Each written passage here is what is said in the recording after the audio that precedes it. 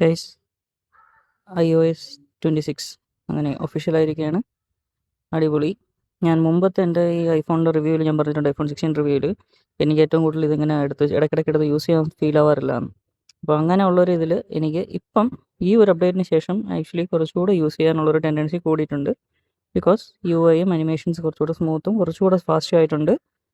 കുറച്ചുകൂടെ രസമുണ്ട് യൂസ് ചെയ്യാൻ. ഇപ്പോൾ 60 ഹെർട്സ് ആണെങ്കിലും മറ്റേ ആൻഡ്രോയിഡിൻ്റെ 120 ഹെർട്സിനോളം ഈക്വലൊന്നും ഞാൻ പറയാൻ പറഞ്ഞില്ല, കാരണം അതൊക്കെ ഫാൻ ബോയ്സ് മാത്രമേ പറയുള്ളൂ.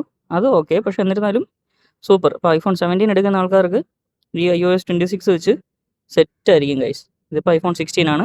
നിങ്ങൾക്ക് iPhone 17 എടുക്കേണ്ട, 60 ഹെർട്സ് മതി എന്നുണ്ടെങ്കിൽ iPhone 16 എടുത്തിരുന്നാലും വലിയ ചേഞ്ചസ് ഒന്നും നിങ്ങൾക്ക് വരാൻ പോണില്ല. കാരണം റിഫ്രഷ് റേറ്റ് മാത്രമേ അതിനകത്ത് എക്സ്ട്രാ ചേഞ്ച് വരുന്നുള്ളൂ. Type C ഇപ്പോഴും 2.0 ആണ് 17-ൽ. സോ ഇതൊരു നല്ല വേർത്തായിട്ടുള്ളൊരു സാധനമാണ്. ബിഗ് ബില്യൺ ഡേ സെയിലൊക്കെ വരുമ്പോഴത്തേക്ക് iPhone 16 ഇപ്പോൾ നല്ല വേർത്തായിട്ടുണ്ട്. 60 ഹെർട്സേ ഉള്ളൂ, അതുകൊണ്ട് ഗെയിമിംഗ് ഒക്കെ നിങ്ങൾക്ക് ലിമിറ്റഡ് ആയിരിക്കും, BGMI ഒക്കെ. ഓക്കെ.